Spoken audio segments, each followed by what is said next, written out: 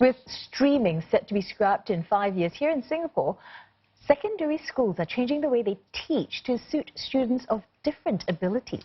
But some that we spoke with say constant adjustments could be needed for these to work. Tan Ser Wei goes to schools that are piloting that new system called full subject-based banding.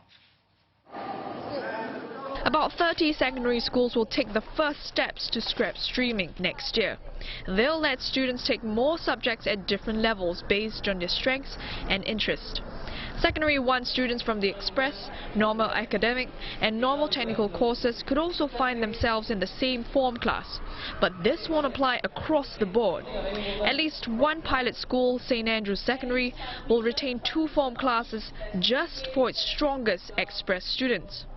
Different schools have to take into account the composition of their student body and to try and come up with appropriate decisions and probably modify their approaches when they realize that there are gaps in terms of the various policy objectives, such as promoting greater social mixing and meeting differentiated learning needs.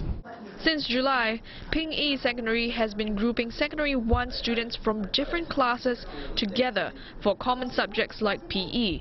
Teachers said students were initially awkward with one another, so they had to introduce bonding activities.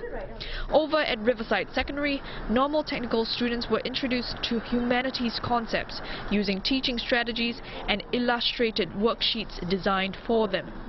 Humanities subjects were previously not offered to them, but under full subject-based banding, all students can take geography, history and English literature at the level they want. To support them make an informed choice for their SBB subject, we wanted to blend in historical and geographical skills. Eventually, even the students who initially show some reluctance agree that it's meaningful.